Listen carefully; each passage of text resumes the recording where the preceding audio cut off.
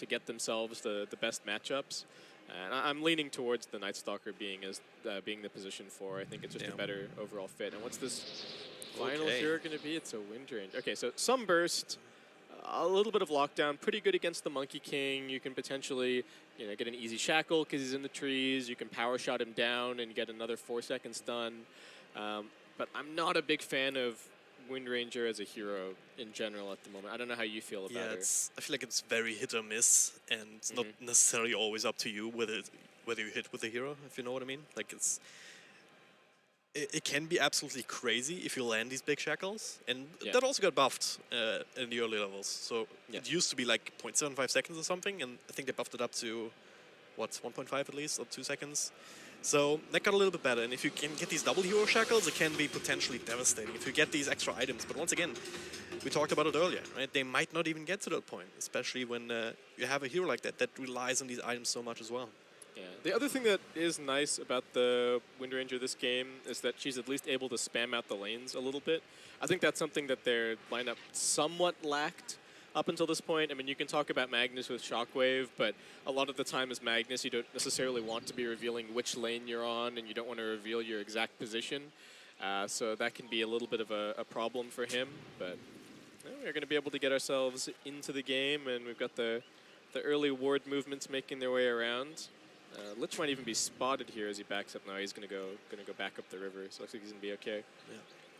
So far, so standard here, unless you get lucky, or unless you get lucky. I guess this observer ward down bottom is blocking the camps, so Turkmenistan should be able to figure out what's going on there. It's a pretty common spot. Look at this. Are they going to contest this rune now? They might be thinking about it. I mean, the level 1 from Turkmenistan is pretty average. They are going to come scouting up onto this hill since they have scouted the pressure on their runes, so might be able to steal the Monkey Kings away. Yeah. Well, looks like it's going to be just a 2-for-2 trade after all. Yeah, he doesn't want to get skewered onto the cliff, so does need to be a little bit careful. All right, so once again, both of these teams have yet to win a match here. Yet to win a game. Yeah. A game, a match, that's a whole nother story, like what the actual definitions are, but they have to win something here, and one of these teams will win. That's the good news. Well, Mage is already on the ball. Destroy the barracks, then get back. He's got the plan laid out. Looks like Spirit's still pretty high in the Team Jordan camp, even after that 2-0 loss to China A just a little bit earlier. Look at this Skywrath Mage. Not the normal courier sniper, but unable to get that second hit in. Would have been barely enough, I believe. Yeah, I think so. If it'd been smoked, would have been a 100% kill, but unfortunately not going to work out. So it does end up being the Jug mid, which I think is okay, but not anything amazing against this dual lane of the Wind Ranger and the Skywrath Mage, who are just kind of plinking away at him. Yeah. He does have the Pullman shield, but he's already using a salve right now, and I wonder if we're going to see the Skywrath Mage do what these type of heroes used to do before the change to neutral denies, where he just spams out all of his mana and then just denies neutrals, comes back and does the same thing all over again. Because you literally cannot spin off everything because it's such a long cooldown, level 1. Yeah. I think if you're going to go for that strategy, you really should probably just buy a Null Talisman and then spend all of your mana and then auto attack him a whole bunch and then go suicide. Yeah. That used to be a reasonably popular strategy with Disruptor. Yeah. People would just start with a Null Talisman, go spam 3 Thunderstrikes, and then suicide to neutrals. And speaking of Disruptor, he's actually running over towards mid lane at the moment as well. So lots of focus being given to try and help out their mid lane player here. But I think it does mean that the other lanes are probably going quite well for Team Jordan. And it does seem to be the case. Monkey King forcing the Magnus all the way back. And even going to get the Jingu stacks up now. So. And this is where you just cannot... You can't even let that get to the point almost, I feel like, because like even if you do some sort of harassment with like Empower on the Magnus, and he gets up these Jingu Mastery stacks, you just bundle strike the Creep Wave, and you're back to full health. Right, I assume he's going for that build. Yeah, no Trinians just yet, so he might just max the Jingu Mastery as well as the Boundless Strike as this right-clicky kind of Monkey King.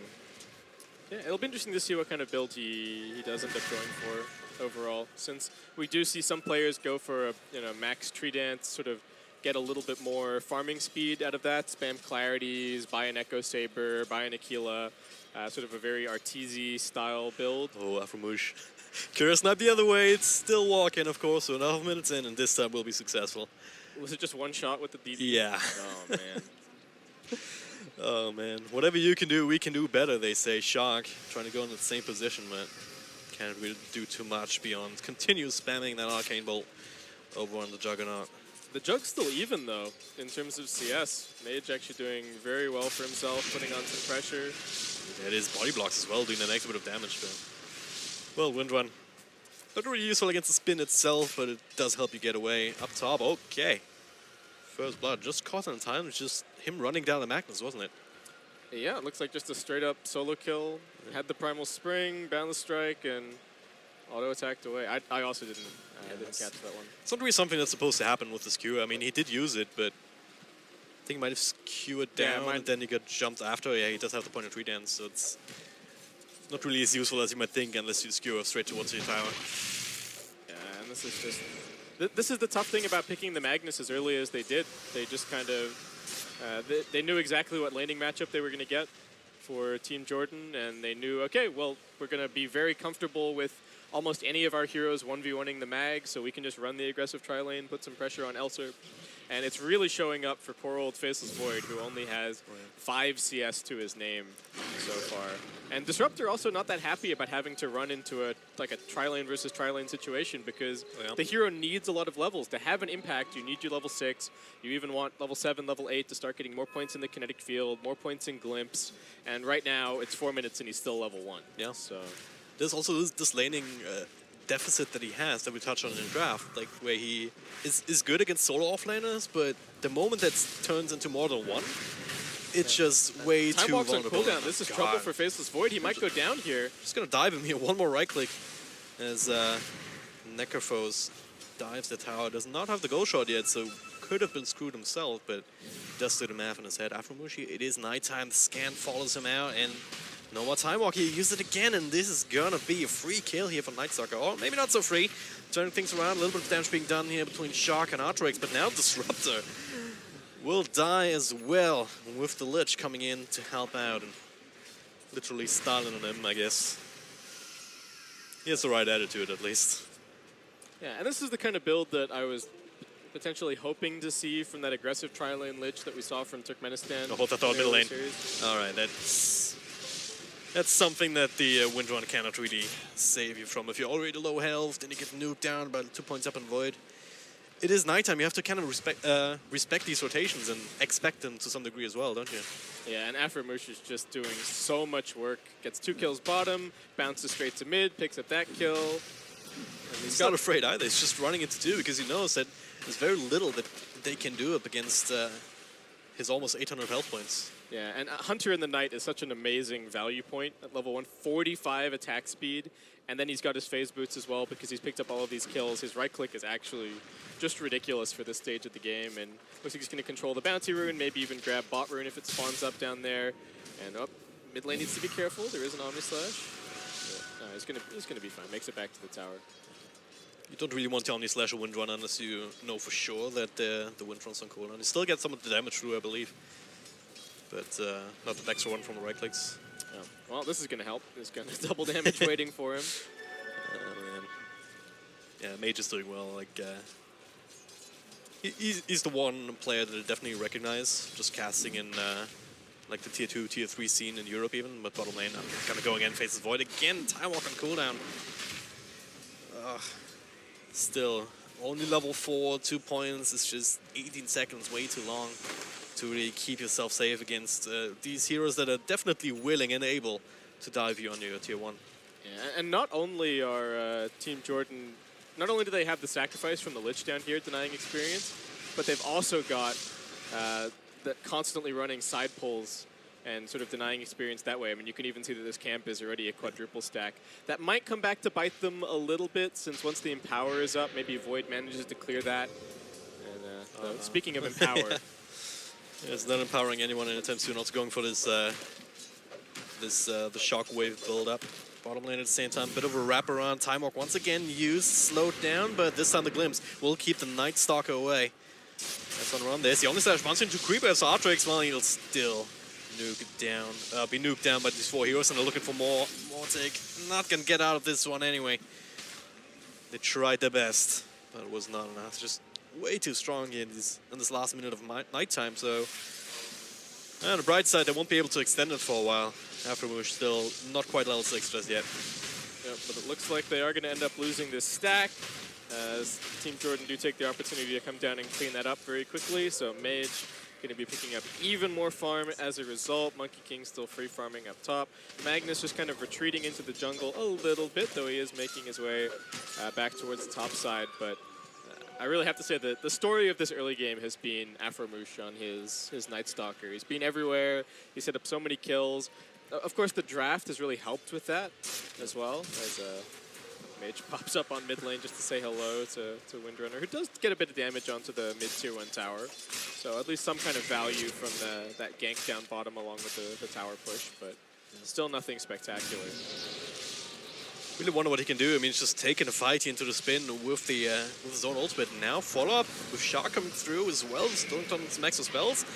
Almost enough to bring down Mage, but he does get the healing ward off. Shark diving deep, and now there it is. TP in from Necrophos. Easy side for the counter kill, and they're looking for more. Can they get more? Should be far enough away, but Disruptor, he's on level 2. He cannot really body block them and expect to get away with it. I think if Wind Ranger had just kept auto-attacking with the focus fire, may have gotten that kill. He tried to line up the power shot, could see what he was going for. They've got the Ancient Seal as well, amping up the damage, but Mage was able to sidestep it, and that just ends up being a very easy turnaround kill. Yeah, the laning stage is just way too strong for Team Jordan. It's going to be a while until we've got the Chrono online, until we've got the Blink Dagger up on the mag, and in the meantime, it looks like they're just going to lose all of their tier 1s. That's another one down in mid. Looking for more kills, I guess, if they just had the lockdown between these 3 heroes, but without the side does not really hold on. Now Silence over the Shackle to a creep. This could be potentially an opportunity, but Mage does get spin off, and it does get plenty of help. Ji-Young at the same time up top just finishes off the Magnus once again in a 1v1 kind of situation. And mid, meanwhile, the Healing Wall just keeping everyone up and running.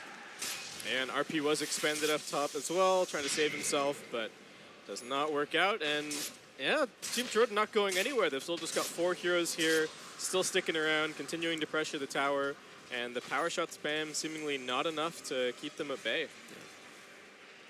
Really like the play from Pooh though, just using the wind run to get in really quickly and get rid of that healing wall, because that was the thing that allowed Team Jordan to just keep that push going. But with that out, then it's a little bit more scary to take on a tier 2 this early. Yeah, and the Faceless Void does shove bottom hard enough to draw some attention from other heroes and at least stop that push for a little bit, but it looks like Dire now going to be coming in, try and get even more vision set up over here on the Radiant side of the map and just completely shut out all of their avenues of farm. It doesn't matter if you have Empower if you just don't have anywhere to go and hit creeps. So yeah, they're going to have to get some D-wards, but their supports are not in great shape right now. No boots on Shark, on the Skywrath Mage, and Artrix dying again here on mid. Bit of a glimpse back. They do have the Chronosphere, pretty good one. Artrix not actually dead just yet. So we'll live to tell the tale of how he got out of this one, but well, Omni Slash will bounce to the creeper if the spin might be enough to bring him down though, and it is. So unfortunate here. That could have been a great opportunity. It might still be, but it is Mage who gets a double kill, pops healing ward down. Pooh, all he's left to do is just try and run away out of this sticky situation. No mana left on him. Meanwhile, crazy dive for the Monkey King up top. He's behind the tier 1, he's behind the tier 2, and just runs the Magnus down. Poor guy didn't have anywhere to go. Also a point where we need a second camera on Monkey King just to catch all these kills. Yeah, we need a picture of just just Monkey King cam. But he's doing really well for himself. 4-0 and 0. They again talked about it. They knew the matchup. Something happening here. The Shark drops a combo, power shot will connect, and now a couple right clicks on Faceless Void, but hey, Ghost Shout. So far, so good. Damsel looking for that kill, that scythe perhaps, to get the region up, but well, this time left alone, overextending here against his tower while the rest of his team was up top. Didn't pop his wand charges during the Ghost Shroud, so didn't get the extra benefit. I don't know what that was about. What a shame. We're just not finding the right buttons, who knows? Okay.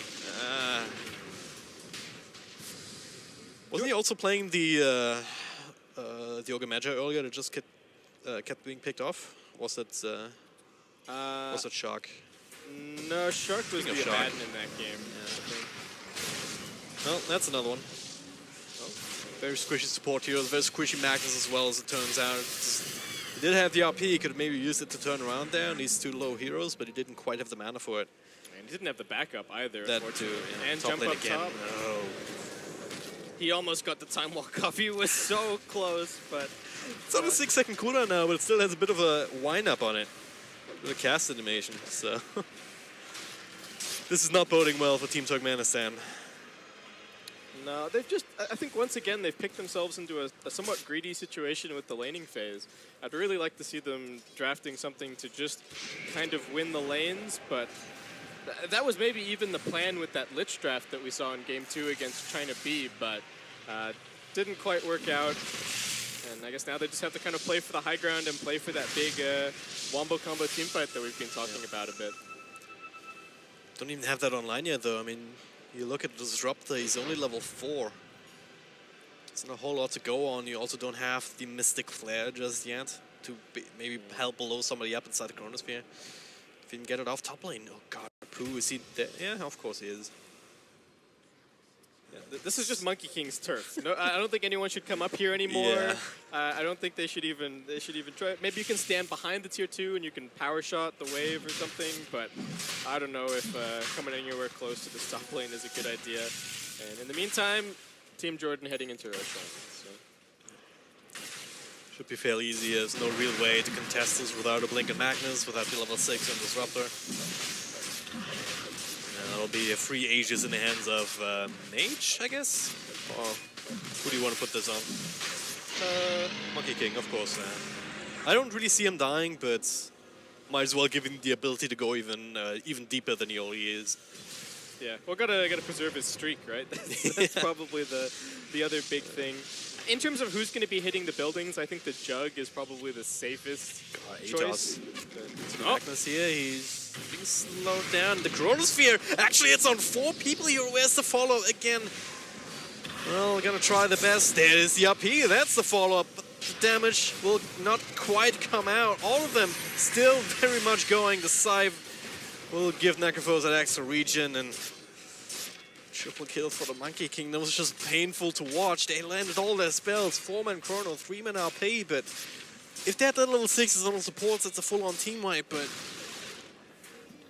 Yeah, I didn't catch what happened to the Magnus, but he just arrived a little bit late after the Chrono. I think if he'd been set up and skewered right as the Chrono was ending, clumped them all together, managed to get the RP off, because I think the Jug managed to escape the RP, he got the healing ward down, and everybody survived on a sliver. Managed to turn the team fight around after that. Stands that won't just open up to tier 3, but the first melee racks of the game. Not even quite 6 minutes in, and oh god. There was a void there at one point, I'm pretty sure. It's not there anymore. Again, the healing ward. Nice double shackle. Kinetic field trying to keep them in, but do they really care? Well, as long as the healing ward is going, probably not. Necrophos also at this point. You're spamming out this Death Pulse. Keep everyone going in here. They have no intention of leaving. They know that there's some free kills in here. First one will be disrupted. Next one was on the list. It was the Magnus, but that did get skewer off. But this tower, he cannot run away, and, well, Turkmenistan, they call it again. GG. 16.5 minutes in. Yeah, just, again, a little bit outclassed in the laning stage. I think the draft, if only they had these roaming position 4 heroes, I think that's really been the big missing piece so far, because a lot of these games that we've been covering have been